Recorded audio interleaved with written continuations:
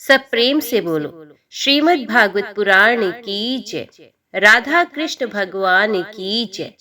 श्री सुखदेव जी कहते हैं, राजन, प्रयोजन व शुकर बने। श्रीहरि की कथा को मैत्रेयी जी के मुख से सुनकर भी भक्ति व्रतधारी विदुर जी की पूर्ण तृप्ति नहीं हुई। अतः उन्होंने हाथ जोड़कर फिर पूछा, मुनिवर, हमने ये बात आपके मुख से अभी सुनी कि आदि दैत्य हिरण्याक्ष को भगवान यज्ञमूर्ति ने ही मारा था। ब्राह्मण, जिस समय भगवान लीला से अपनी दाढ़ों पर रखकर पृथ्वी को जल में से निकाल रहे थे, उस समय उनसे दैत्यराज हिरण्याक्ष की मुठभेड़ किस कारण हुई? श्री मैत्रेय जी ने कहा, विदुर जी, तुम्हारा प्रश्न बड़ा ही सुंदर है, क्योंकि तुम श्रीहरि की अवतार कथा के विषय में ही पूछ रहे हो, जो मनुष्यों के मृत्यु पाश का छेदन करने वाली है। देखो, उत्तानपाद का पुत्र ध्रुव बालकपन में श्री नारद जी की सुनाई हुई हरि कथा के प्रभाव से ही मृत्यु के सर पर पैर रखकर भगवान के परम पद पर आरूढ़ हो गया था। पूर्व काल में एक बार इसी वराह भगवान और हिरण्याक्ष के युद्ध के विषय में देवताओं के प्रश्न करने पर देव श्री ब्रह्मा जी ने उन्हें ये इतिहास सुनाया था, और उसी के परंपरा से मैंने सुना है।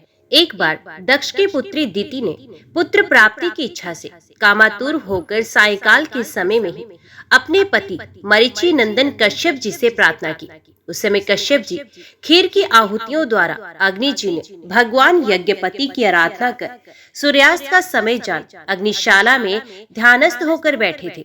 दिति ने कहा, विद्वन, मतवाला हाथी जैसे केले के वृक्ष को मसल डालता है, उसी प्रकार ये प्रसिद्ध धनुर्धर कामदेव मुझ अबला पर जोर जताकर आपके लिए मुझे बेचैन कर रहा है।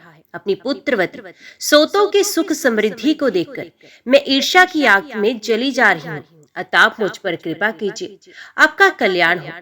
जिनके गर्भ से आप जैसा पति पुत्र रूप से उत्पन्न होता है, वे ही स्त्रियां अपने पतियों से सम्मानिता समझी जाती हैं। उनका सुयश संसार में सर्वत्र फैल जाता है। हमारे पिता प्रजापति दक्ष का अपनी पुत्रों पर बड़ा स्नेह था। एक बार उन्होंने हम सबको अलग अलग बुलाकर पूछा कि तुम किसे अपना पति बनाना चाहती हो। वे अपनी संतान की सब प्रकार की चिंता रखते थे तथा हमारा भाव जानकर उन्होंने उनमें से हम 13 पुत्रों को, जो आपके गुण स्वभाव के अनुरूप थी, आपके साथ ब्याह दिया।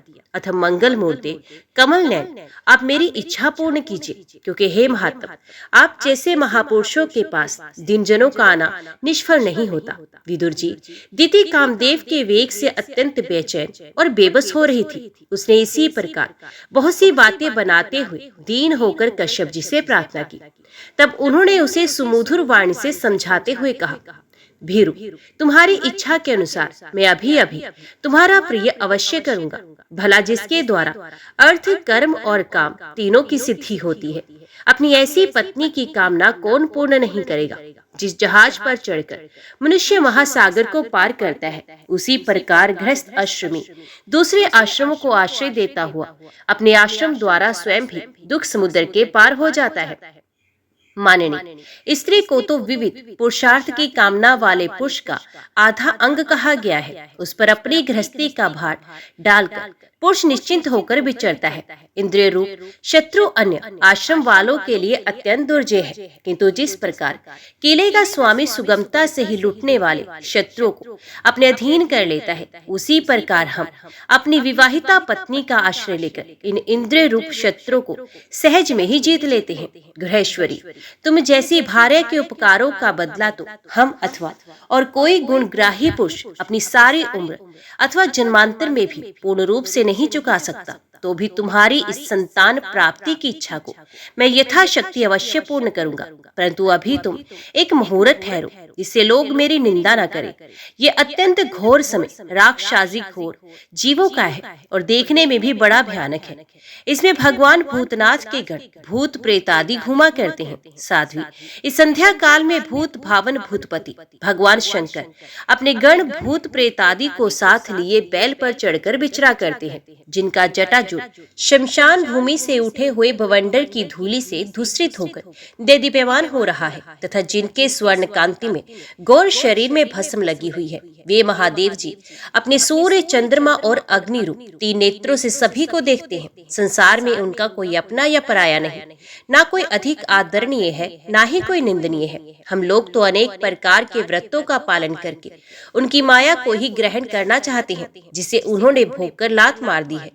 विवेकी पुरुष अविद्या के आवरण को हटाने की इच्छा से उनके निर्मल चरित्र का गान करते हैं। उनसे बढ़कर तो क्या, उनके समान भी कोई नहीं और उन तक केवल सत्पुरुषों की ही पहुंच है। ये सब होने पर भी वे स्वयं पिशाचों का सा आचरण करते हैं। ये नर शरीर कुत्तों का भोजन है और जो अविवेकी पुरुष आत्मा मानकर वस्त्र, आभूषण, माला और चंदन आदि से इसको सजाते संवारते रहते हैं, वे अभागे ही आत्मा राम भगवान शंकर के आचरण पर हंसते हैं। हम लोग तो क्या, ब्रह्मादि लोकपाल भी उन्हीं की बांधी हुई धर्म मर्यादा का पालन करते हैं। वे ही इस विश्व के अधिष्ठान है तथा ये माया भी उन्हीं की आज्ञा का अनुसरण करने वाली है। ऐसे होकर भी वे प्रेतों का सा आचरण करते हैं। अहो, उन जगत व्यापक प्रभु की अद्भुत लीला कुछ समझ में नहीं आती। पति के इस प्रकार समझाने पर भी कामातुरा दीति ने वैश्या के समान निर्लज्ज होकर ब्रह्म ऋषि कश्यप जी का वस्त्र पकड़ लिया। तब कश्यप जी ने उस निंदित कर्म में अपनी भार्या का बहुत आग्रह देख देव को नमस्कार किया और एकांत में उसके साथ समागम किया। फिर जल में स्नान कर प्राण और वाणी का संयम करके विशुद्ध ज्योतिर्मय सनातन ब्रह्म का ध्यान करते हुए उसी का जप करने लगे। विदुर जी, दीति को भी उस निंदित कर्म के कारण बड़ी लज्जा आई और वे ब्रह्म ऋषि के पास जा सर नीचा करके इस प्रकार कहने लगे। ब्राह्मण, भगवान रुद्र भूतों के स्वामी हैं। मैंने उनका अपराध किया है, किंतु वे भूत श्रेष्ठ मेरे इस गर्व को नष्ट ना करें। मैं भक्त वत्सल उग्र एवं रुद्र रूप महादेव को नमस्कार करती हूँ। वे सत्पुरुषों के लिए कल्याणकारी एवं दंड देने के भाव से रहते हैं, किंतु दुष्टों के लिए क्रोध मूर्ति दंड पानी है। हम स्त्रियों पर तो व्याध भी दिया करती हैं। फिर वे सती पति तो मेरे बहनोई और परम कृपालु हैं, अतः वे मुझ पर प्रसन्न हो। श्री मैत्रेय जी ने कहा, विदुर जी, प्रजापति कश्यप ने सायंकालीन संध्या वंदनादि क्रम से निवृत्त होने पर देखा कि दीति थर-थर कांपती हुई अपनी संतान की लौकिक और पारलौकिक उन्नति के लिए प्रार्थना कर रही है। तब उन्होंने उससे कहा, तुम्हारा चित्त काम वासना से मलिन था, ये समय भी ठीक नहीं था और तुमने मेरी बात भी नहीं मानी तथा देवताओं की भी अवहेलना की। अमंगलमयी चंडी, तुम्हारी कोख से 2 बड़े ही अमंगलमय और अधम पुत्र उत्पन्न होंगे। वे बार बार संपूर्ण लोक और लोकपालों को अपने अत्याचारों से रुलाएंगे। जब उनके हाथ से बहुत से निरपराध और दीन प्राणी मारे जाने लगेंगे, स्त्रियों पर अत्याचार होने लगेंगे और महात्माओं को शुद्ध किया जाने लगेगा, उस समय संपूर्ण लोगों की रक्षा करने वाले श्री जगदीश्वर कुपित होकर अवतार लेंगे और इंद्र जैसे पर्वतों का दमन करता है उसी प्रकार उनका वध कर डालेंगे। दिति ने कहा, प्रभु, यही मैं भी चाहती हूँ कि यदि मेरे पुत्रों का वध हो तो वे साक्षात भगवान चक्रपाणि के हाथ से ही हो, कुपित ब्राह्मणों के शाप आदि से ना हो।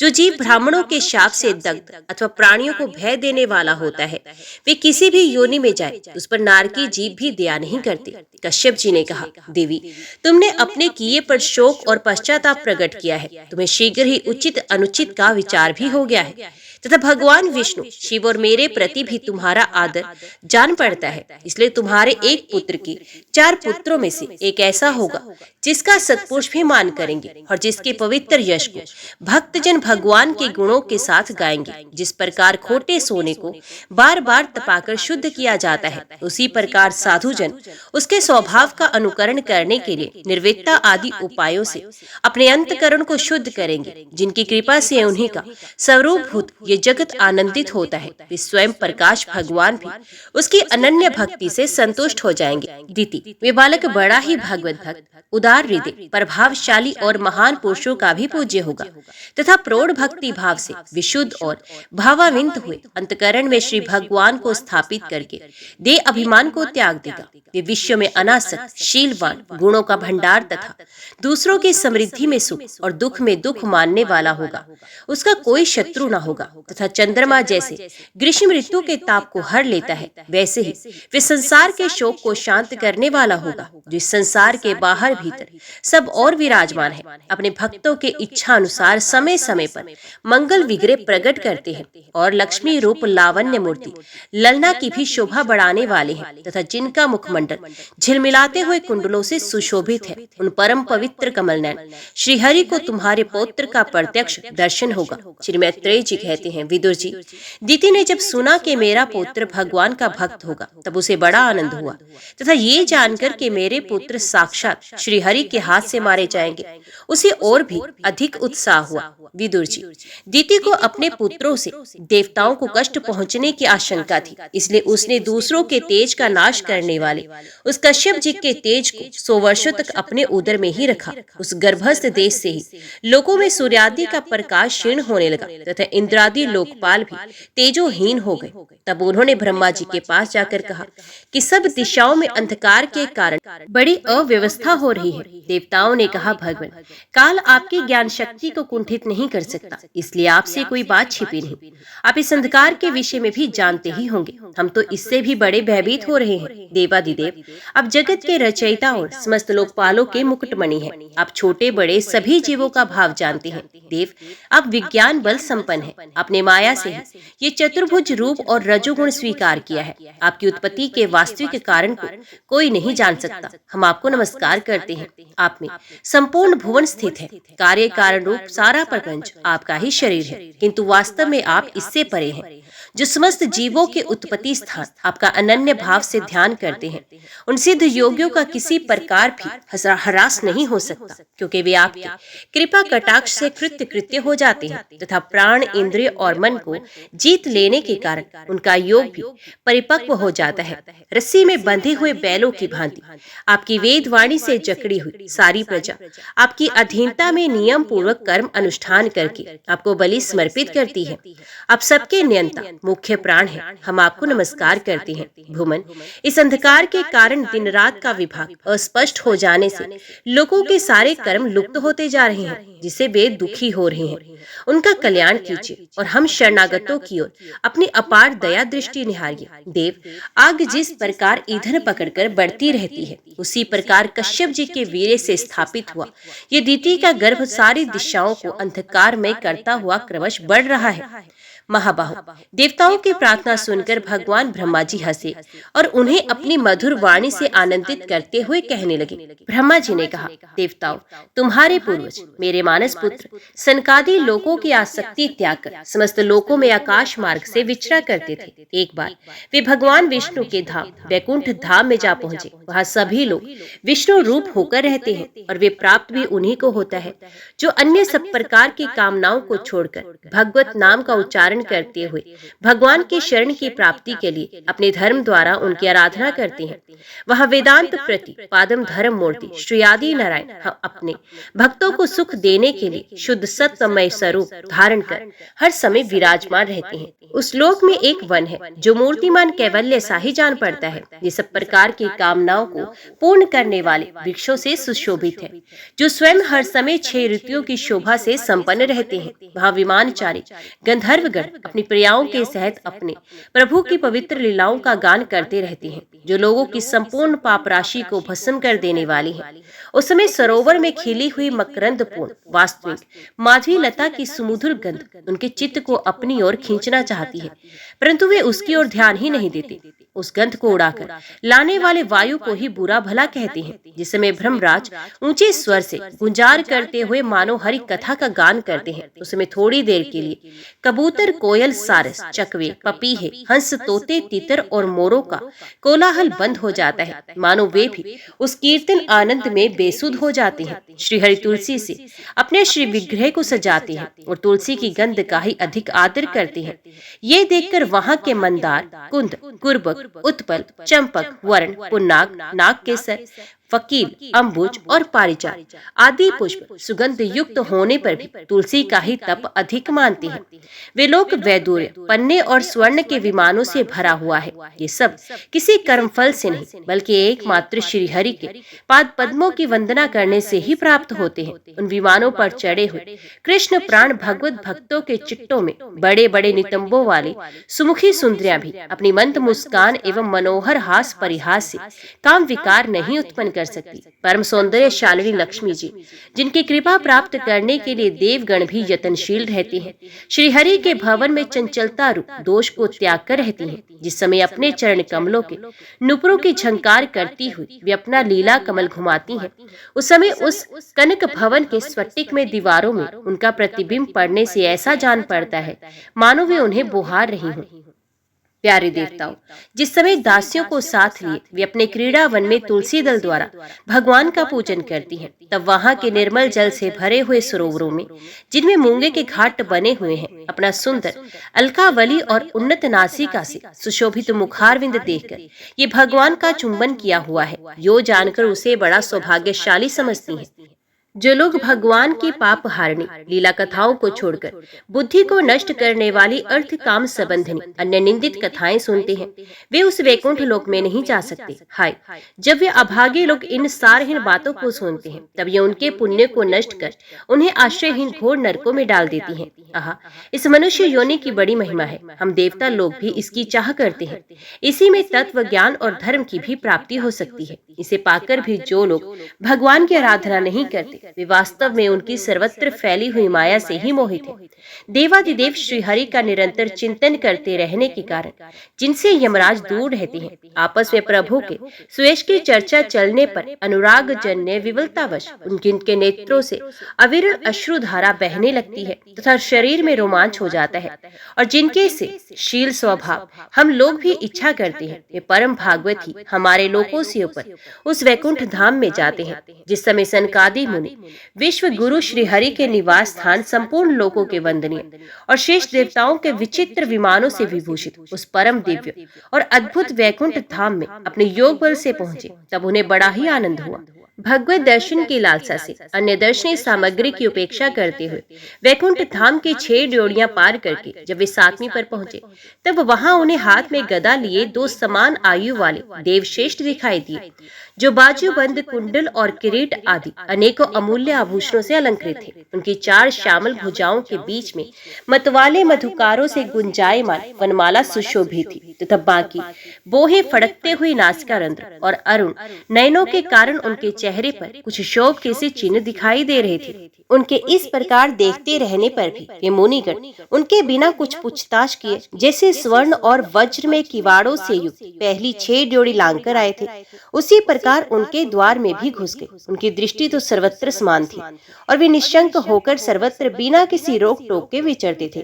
वे चारों कुमार पूर्ण तत्व थे और ब्रह्मा की सृष्टि में आयुध में सबसे बड़े होने पर भी देखने में 5 वर्ष के बालकों से जान पड़ते थे और दिगंबर वृत्ति नंग धड़ंग रहते थे। उन्हें इस प्रकार निसंकोच रूप से भीतर जाते देख उन द्वारपालों ने भगवान के शील स्वभाव के विपरीत सनकादि के तेज की हंसी उड़ाते हुए उन्हें बेंत अड़ाकर रोक दिया।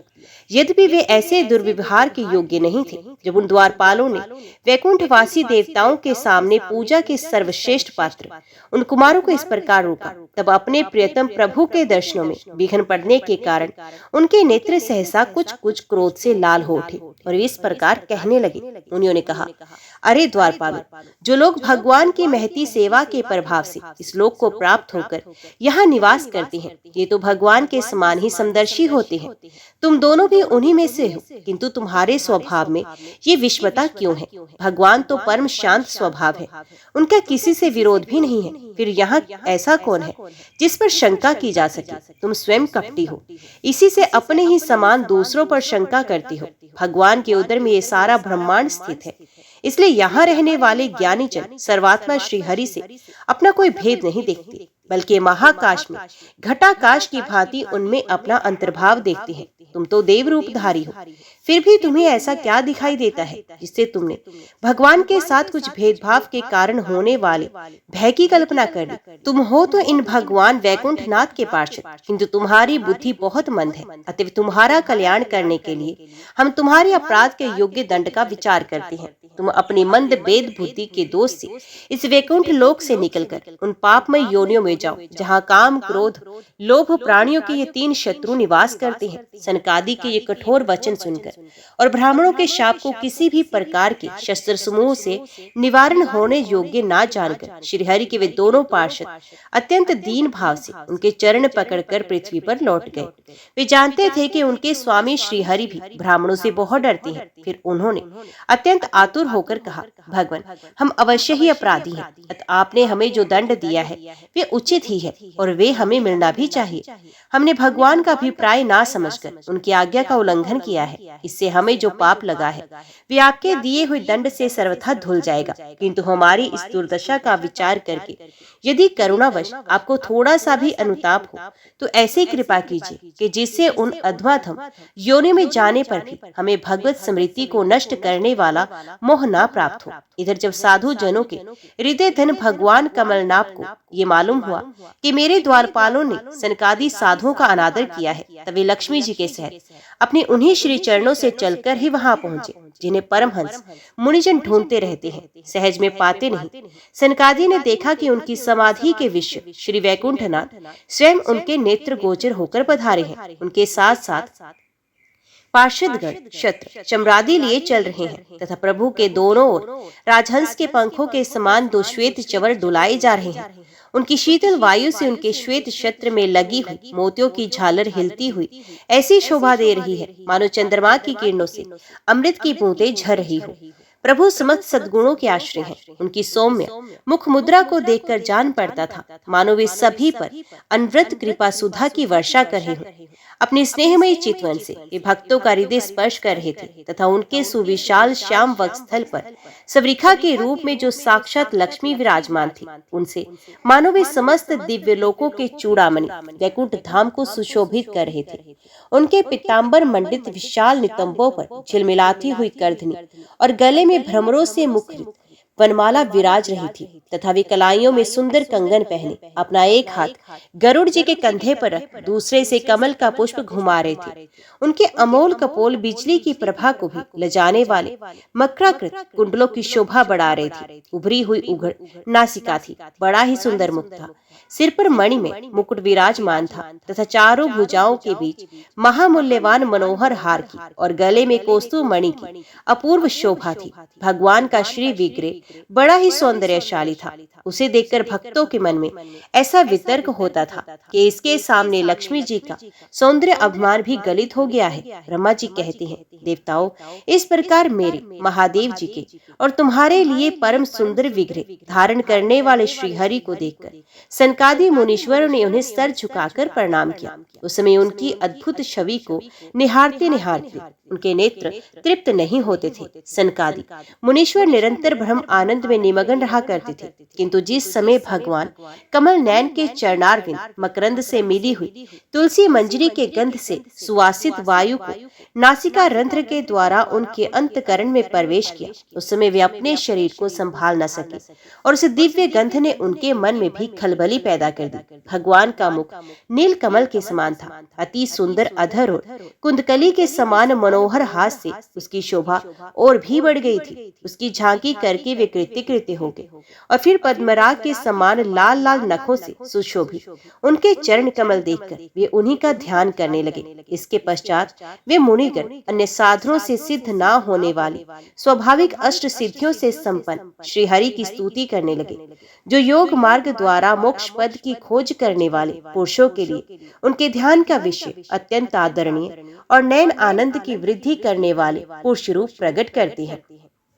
सनकादि मुनियों ने कहा, अनंत, यद्यपि आप अंतर्यामी रूप से दुष्टचित पुरुषों के हृदय में भी स्थित रहती हैं, तथापि उनकी दृष्टि से ओझल ही रहते हैं, किंतु आज हमारे नेत्रों के सामने तो आप साक्षात विराजमान हैं। प्रभु, जिस समय आपसे उत्पन्न हुए हमारे पिता ब्रह्मा जी ने आपका रहस्य वर्णन किया था, उसी समय श्रवण अंतरों द्वारा हमारी बुद्धि में तो आप आविराजे थे, किंतु प्रत्यक्ष दर्शन का महान सौभाग्य तो हमें आज ही प्राप्त हुआ है। भगवान, हम आपको साक्षात परमात्मा का तत्व ही जानते हैं। इस समय आप अपने विशुद्ध सत्य में विग्रह से अपने इन भक्तों को आनंदित कर रहे हैं।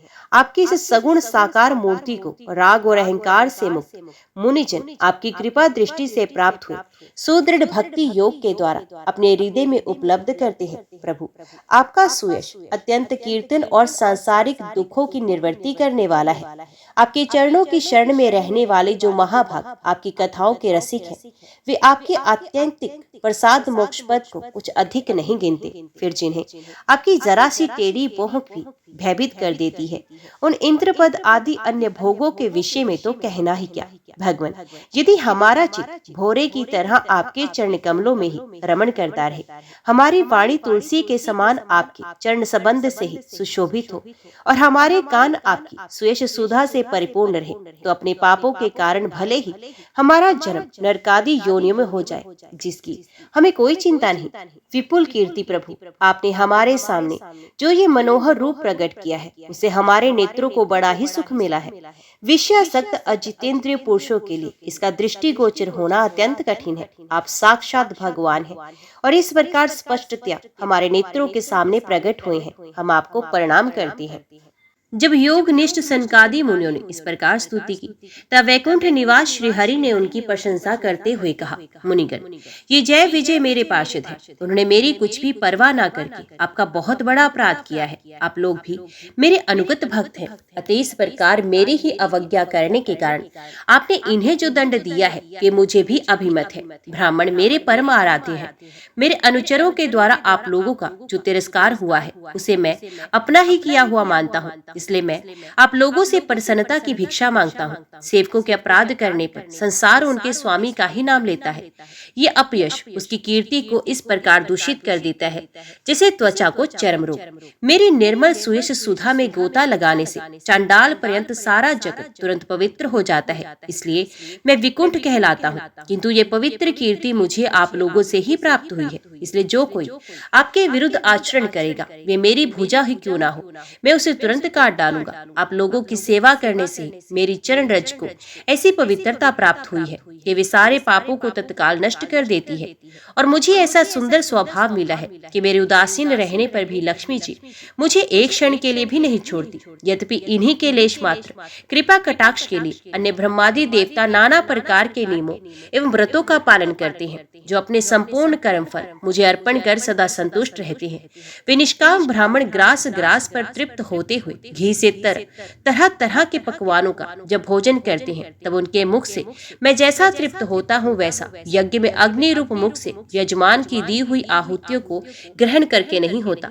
योग माया का अखंड और असीम ऐश्वर्य मेरे अधीन है, तथा मेरी चरणोदक रूपनी गंगा जी चंद्रमा को मस्तक पर धारण करने वाले भगवान शंकर के सहज समस्त लोगों को पवित्र करती है। ऐसा परम पवित्र एवं परमेश्वर होकर भी जिनकी पवित्र चरण रज को अपने मुकुट पर धारण करता हूँ, उन ब्राह्मणों के कर्म को कौन नहीं सहन करेगा। ब्राह्मण, दूध देने वाली गौ और अनाथ प्राणी ये मेरे ही शरीर है। पापों के द्वारा विवेक दृष्टि नष्ट हो जाने के कारण जो लोग इनमें मुझसे भिन्न समझते हैं, उन्हें मेरे द्वारा नियुक्त यमराज के घृत जैसे दूत, जो सर्प के समान क्रोधी हैं, अत्यंत क्रोधित होकर अपनी चोंचों से नोचते हैं।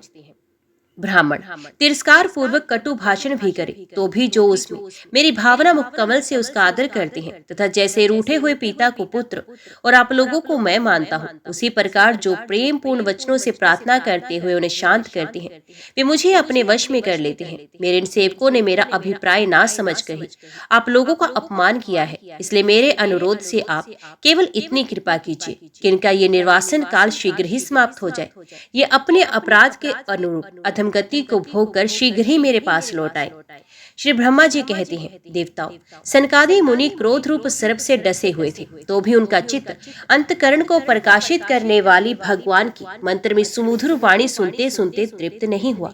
भगवान की उक्ति बड़ी ही मनोहर और थोड़े अक्षरों वाली थी, किंतु वे इतनी अर्थपूर्ण, सारयुक्त, दुर्विजय और गंभीर थी कि बहुत ध्यान देकर सुनने और विचार करने पर भी वे ये ना जान सके कि भगवान क्या करना चाहते हैं। भगवान की इस अद्भुत उदारता को देखकर वे बहुत आनंदित हुए और उनका अंग अंग पुलकित हो गया। फिर योग माया के प्रभाव से अपने परम ऐश्वर्य का प्रभाव प्रकट करने वाले प्रभु से वे हाथ जोड़कर कहने लगे, स्वयं प्रकाश भगवान, अब सर्वेश्वर होकर भी जो ये कह रहे हैं कि ये आपने मुझ पर बड़ा अनुग्रह किया, तो इससे आपका क्या अभिप्राय है, ये हम नहीं जान सके हैं। प्रभु अब ब्राह्मणों के परम हितकारी हैं, इसे लोक शिक्षा के लिए अब भले ही ऐसा माने कि ब्राह्मण मेरे आराध्य देव हैं, वस्तुत तो ब्राह्मण तथा देवताओं के भी देवता ब्रह्मादि के भी आप ही आत्मा और आराध्य देव हैं। सनातन धर्म आपसे ही उत्पन्न है, आपके अवतारों द्वारा ही समय समय पर उसकी रक्षा होती है तथा निर्विकार स्वरूप आप ही धर्म के परम गहन रहस्य है, ये शास्त्रों का मत है। आपकी कृपा से निर्वृत्ति परायण योगी जन सहज में ही मृत्यु रूप संसार सागर से पार हो जाते हैं। फिर भला दूसरा कोई आप पर क्या कृपा कर सकता है। भगवान दूसरे अर्थार्थी जन जिनके चरण रज सर्वदा अपने मस्तक पर धारण करते हैं, वे लक्ष्मी जी निरंतर आपकी सेवा में लगी रहती हैं। सो ऐसा जान पड़ता है कि भाग्यवान भक्त जन आपके चरणों पर जो नूतन तुलसी के मालाएं अर्पण करते हैं, उन पर गुंजार करते हुए भोरों के समान वे भी आपके पाद पद्मों को ही अपना निवास स्थान बनाना चाहती हैं। किंतु अपने पवित्र चरित्रों से निरंतर सेवा में तत्पर रहने वाली लक्ष्मी जी का भी विशेष आदर नहीं करती। अब तो अपने भक्तों से ही विशेष प्रेम रखते हैं। अब स्वयं ही संपूर्ण भजनीय गुणों के आश्रय हैं। क्या जहाँ तहाँ विचरते हुए ब्राह्मणों के चरणों में लगने से पवित्र हुई मार्ग की धूलि और श्रीवत्स का चिन्ह आपको पवित्र कर सकते हैं? क्या इनसे आपकी शोभा बढ़ सकती है? भगवान आप साक्षात धर्म स्वरूप है। आप सत्यादि तीनों युगों में प्रत्यक्ष रूप से विद्यमान रहते हैं तथा ब्राह्मण और देवताओं के लिए तप, शौच और दया अपने इन तीन चरणों से इस चराचर जगत की रक्षा करते हैं। अब आप अपनी शुद्ध सत्वमय वरदायिनी मूर्ति से हमारे धर्म विरोधी रजोगुण तमोगुण को दूर कर दीजिए। देव ये ब्राह्मण कुल आपके द्वारा अवश्य रक्षणीय है। यदि साक्षात धर्म रूप होकर भी आप सुमधुर वाणी और पूजनादि के द्वारा इस उत्तम कुल की रक्षा न करें, तो आपका निश्चित किया हुआ कल्याण मार्ग ही नष्ट हो जाए, क्योंकि लोग तो श्रेष्ठ पुरुषों के आचरण को ही प्रमाण रूप से ग्रहण करते हैं। प्रभु अब सत्व गुण की खान है और सभी जीवों का कल्याण करने के लिए उत्सुक हैं। इसी से आप अपनी शक्ति रूप राजा आदि के द्वारा धर्म के शत्रुओं का संहार करते हैं, क्योंकि वेद मार्ग का उच्छेद आपको अभिष्ट नहीं है। आप त्रिलोकीनाथ और जगत प्रतिपालक होकर भी ब्राह्मणों के प्रति इतने नम्र रहते हैं, इससे आपके तेज की कोई हानि नहीं होती। ये तो आपकी लीला मात्र है। सर्वेश्वर इन द्वारपालों को आप जैसा उचित समझे वैसा दंड दें अथवा पुरस्कार रूप में इनकी वृत्ति बढ़ा दें। हम निष्कपट भाव से सब प्रकार आपसे सहमत हैं, अथवा हमने आपके इन निरपराध अनुचरों को शाप दिया है, इसके लिए हम ही को उचित दंड दें, हमें वे भी सहर्ष स्वीकार है। श्री भगवान ने कहा, मुनिगण आपने इन्हें जो शाप दिया है सच जानिए, ये मेरी ही प्रेरणा से हुआ है। अब ये शीघ्र ही दैत्य योनि को प्राप्त होंगे और वहाँ क्रोधावेश से बड़ी हुई एकाग्रता के कारण सुदृढ़ योग संपन्न होकर फिर जल्दी ही मेरे पास लौट आएंगे। तदंतर उन मुनीश्वरों ने नैनाभिराम भगवान विष्णु और उनके स्वयं प्रकाश वैकुंठ धाम के दर्शन करके प्रभु की परिक्रमा की और उन्हें प्रणाम कर तथा उनकी आज्ञा पाकर भगवान के ऐश्वर्य का वर्णन करते हुए प्रमोदित हो वहां से लौट गए। फिर भगवान ने अपने अनुचरों से कहा, जाओ, मन में किसी प्रकार का भय मत करो, तुम्हारा कल्याण होगा। मैं सब कुछ करने में समर्थ होकर भी ब्रह्म तेज को मिटाना नहीं चाहता, क्योंकि ऐसा ही मुझे अभिमत है। एक बार जब मैं योग निद्रा में स्थित हो गया था, तब तुमने द्वार में प्रवेश करती हुई लक्ष्मी जी को रोका था। उस समय उन्होंने क्रुद्ध होकर पहले ही तुम्हें ये शाप दिया था। अब दैत्य योनि में मेरे प्रति क्रोधाकार वृत्ति रहने से तुम्हें जो एकाग्रता होगी, उससे तुम इस विप्र तिरस्कार जनित पाप से मुक्त हो जाओगे और फिर थोड़े ही समय में मेरे पास लौट आओगे। द्वारपालों को इस प्रकार आज्ञा दी। भगवान ने विमानों की श्रेणियों से सुसज्जित अपने सर्वाधिक श्री संपन्न धाम में प्रवेश किया।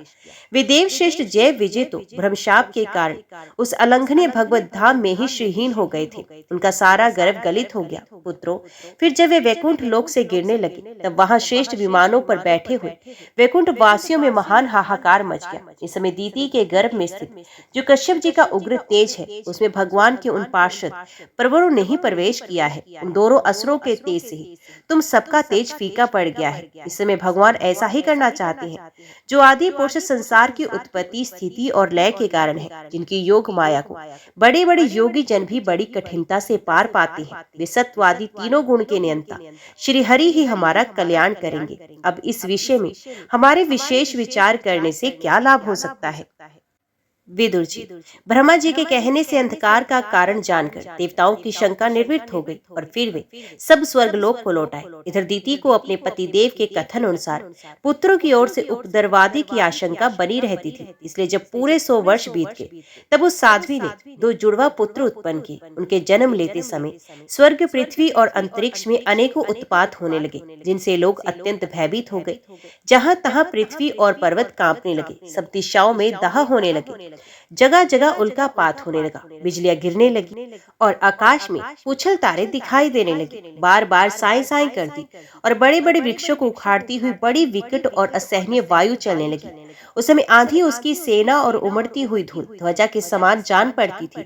बिजली जोर जोर से चमक कर मानो खिलखिला रही थी। घटाओं ने ऐसा सघन रूप धारण किया कि सूर्य, चंद्र आदि ग्रहों के लुप्त हो जाने से आकाश में गहरा अंधेरा छा गया। उस समय कहीं कुछ भी दिखाई नहीं देता था। समुद्र दुखी मनुष्य की भांति कोलाहल करने लगा। उसमें ऊंची ऊंची तरंगे उठने लगी और उसके भीतर रहने वाले जीवों में बड़ी हलचल मच गई। नदियों तथा अन्य जलाशयों में भी बड़ी खलबली मच गई और उनके कमल सूख गए। सूर्य और चंद्रमा बार बार ग्रसे जाने लगे तथा उनके चारों ओर अमंगल सूचक मंडल बैठने लगे। बिना बादलों के ही गरजने का शब्द होने लगा तथा गुफाओं में से रथ की घर गराहट का सा शब्द निकलने लगा। गाँव में गीदड़ और उल्लुओं के भयानक शब्द के साथ ही सियारियां मुख से दहकती हुई आग उगलकर बड़ा अमंगल शब्द करने लगी। जहां तहां कुत्ते अपनी गर्दन ऊपर उठाकर कभी गाने तो कभी रोने के समान भांति भांति के शब्द करने लगे। विदुर जी, झुंड के झुंड गधे अपने कठोर खुरों से पृथ्वी खोदते और रेंकने का शब्द करते मतवाले होकर इधर उधर दौड़ने लगे। पक्षी गधों के शब्द से डरकर रोते चिल्लाते और अपने घोंसलों से उड़ने लगे। अपनी खिड़कों में बंधे हुए और वन में चरते हुए गाय, बैल आदि पशु डर के मारे मल मूत्र त्यागने लगे। गोई ऐसी डर की कि दोहने पर उनके थनों से खून निकलने लगा। बदप पीप की वर्षा होने लगी। देव मूर्तियों की आंखों से आंसू बहने लगे और आंधी के बिना ही वृक्ष उखड़ उखड़ कर गिरने लगे।